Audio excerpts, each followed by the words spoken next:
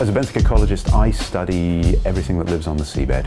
So primarily marine invertebrate animals, but everything basically that's involved in the ecosystem that is at the seabed. The Southern Ocean is a deep water ocean, so we're talking about depths from 3,000 meters down to 5,000 meters. Essentially, if we're looking at the Southern Ocean south of New Zealand, in this Ross Sea to New Zealand sector, we don't know very much. Our voyage on the Tangaroa in 2008 as part of the International Polar Year was the first that looked at the northern continental slope of the Ross Sea, and the first that looked at the groups of seamounts which are north of the Ross Sea. So that gives you perhaps an idea of the state we're at. That's the first exploration, so the first surveys of those seamounts and the first exploration of the fauna that live there. We're just beginning. The main tools that we use to sample these areas are the most useful one we're finding is the high-definition deep water camera systems that we have. So these are, if you like, they're dangled on a wire below the ship. It's relatively straightforward technology in that respect, but it gives us an immediate picture, you can see here on the screen, of the structure of the community on the seabed. So rather than dragging trawls through it and getting a lot of broken animals that might be compressed over several kilometers of seabed, we can get a picture here without destroying anything of how those animals interact with each other and exactly how many of them there are. The biodiversity of the Ross Sea continental shelf area is high, most certainly. But if you want to compare it to other regions in the world, that becomes more problematic because in some groups of animals, such as the sea spiders and the bryozoans, we've got much higher diversity in the Antarctic than elsewhere. And in other groups, particularly the crustaceans, so things like crabs and lobsters, much lower diversity. So it's a balance. And the reason why we have that differentiation is that the Antarctic continental shelf fauna have been isolated from the rest of the planet's systems for many millions of years.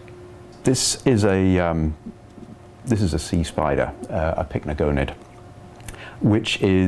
it's one of the groups which is intriguing in the Antarctic system because they're much more diverse in the Antarctic than they are in the rest of the world.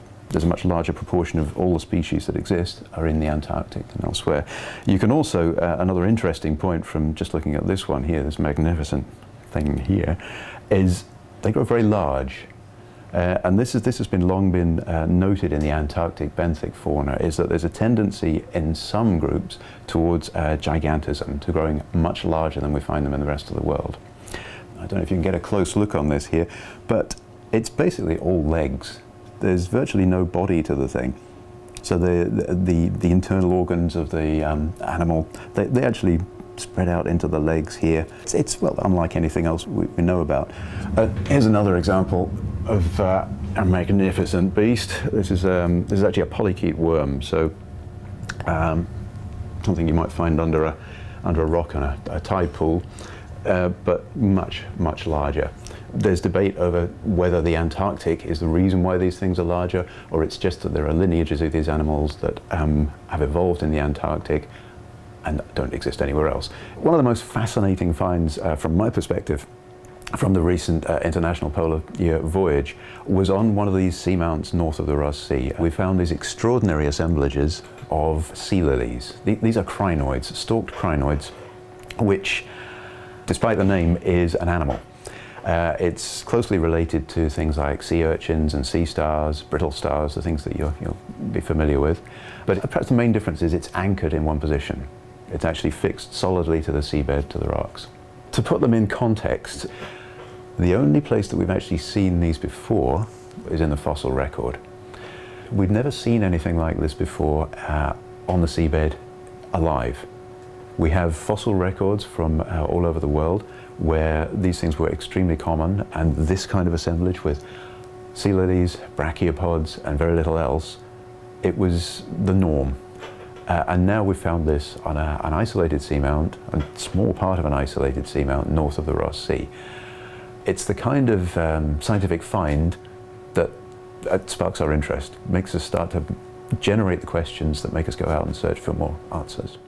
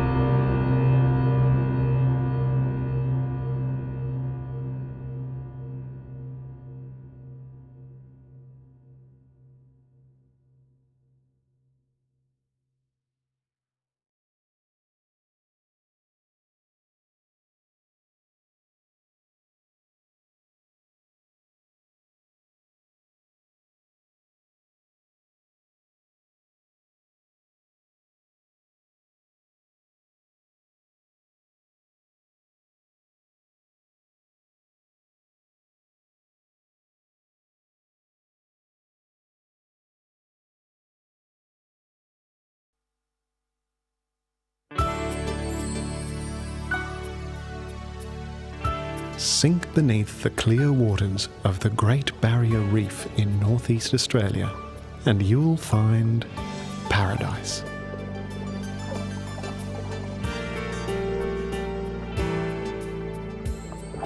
A place teeming with life. Life of an unbelievable variety.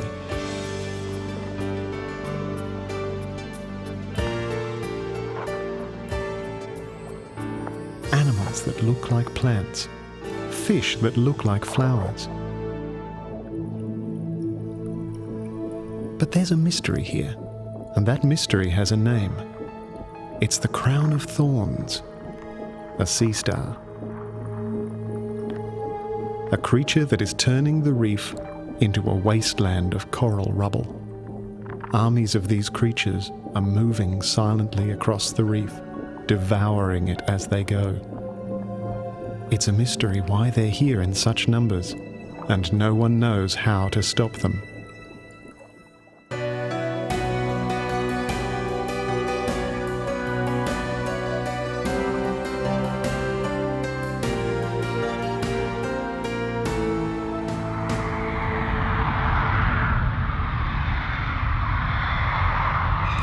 Tourists arrive every day in Cairns, the tourist capital of the hot, wet tropics of northern Australia.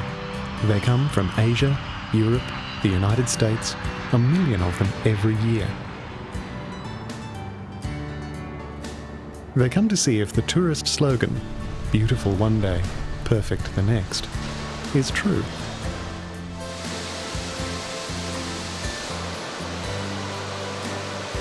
Most of all, what they come to see is in the ocean. An underwater spectacular. A continent of coral called the Great Barrier Reef. Okay. Ready? 1, 2, 3, Jizu.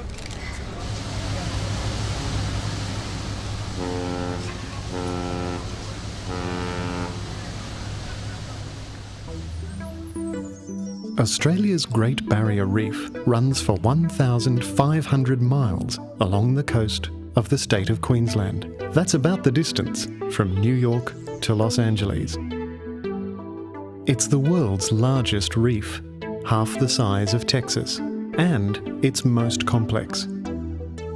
It's also the largest living structure on Earth, so big it can be seen from space. Though it's referred to as the reef, it's made up of smaller, individual reefs, over 2,900 of them. They make up the main barrier that stops the mighty waves of the Pacific Ocean. More than 600 islands closer inshore have their own fringing reefs. Together, these reefs make up the world's most spectacular natural aquarium, a place of total wonder. So spectacular that tourists come in hundreds of thousands to see it, and that means a lot of dollars to tourist operators in North Queensland.